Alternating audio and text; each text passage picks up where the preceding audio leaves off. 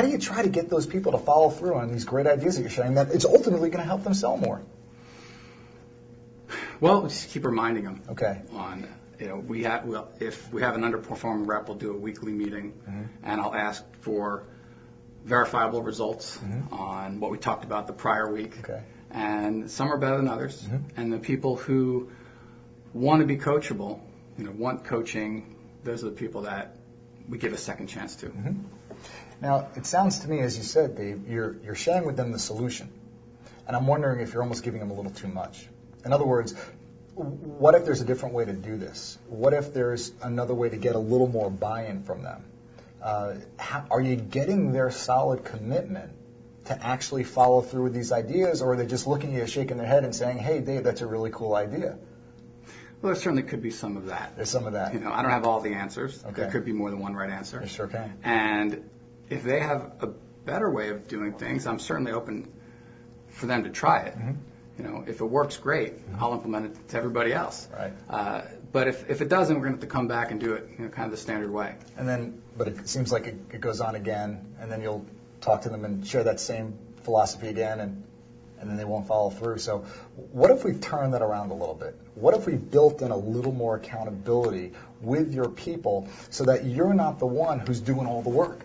Let's tap into their energy. Let's tap into their strength. And let's have them pull out the commitment. I'll give you an example. So there you are, you share with them a great idea, and they're telling you, oh, Dave, that's the greatest idea I've heard since sliced bread. Let's take it to the next level. Great. When do you see yourself implementing this idea? When do you think you'll have an opportunity to use this? Right.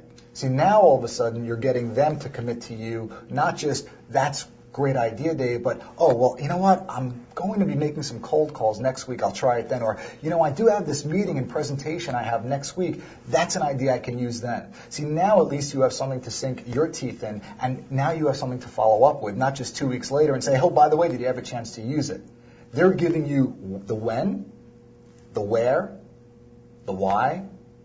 You have something now that you can follow up with and say, so how did it go? And at that point, notice what's going to happen. You can now create a totally new possibility because one of two things are going to occur. Number one, they did it and it worked. Maybe they tried it didn't work, or they just didn't do it. Right. But now at least you have something to coach them around. If they tried and it worked, great. Now they're going to be absolute advocates of that philosophy, and they're going to spread that with the other sales team, members of your sales team, which is what you want. If they didn't do it, well, now it's an accountability issue. What's really going on? Now it's not just you repeating the same message over and over again. Now you're peeling away at the onion. You're going deeper now. And now you can get to the core of what the real issue is. Is there a fear going on? Is there some reluctance to try something new? Are they just set in their old ways? Or maybe they just don't think it's going to work. But either way, now at least you can find out what the real issue is that's keeping them from taking that action to try to create a new opportunity and possibility for themselves in their sales.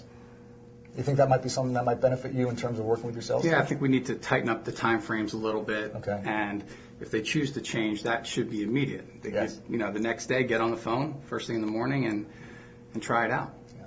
And now, once again, you have the opportunity to go deeper into what's really holding them back from trying new sales techniques or strategies, which they desperately need to turn them around from an underperformer to a top producer. Right. Changing the culture of our organization has proven very difficult. People are set in their ways. They've done it a certain way. They may have achieved a level of success that they find is acceptable, but of course, the company is always asking for more and growth, so we have to continually improve. Yeah. Now you can have them repeat to you back by enrolling them in the idea, have them share with you why it's going to benefit them, when they're going to do it, because let's face it, people are going to always believe more what they say rather than what we tell them. Sure. So just out of curiosity now, what new opportunities do you have going back to your team that you're ready to try out now? Well, our best practices are pretty well set. If you look at our sales leaders, there are certain things they do consistently and that lead to success. And so it's not really a question of designing those best practices, it's really getting the underperformers to do them as well.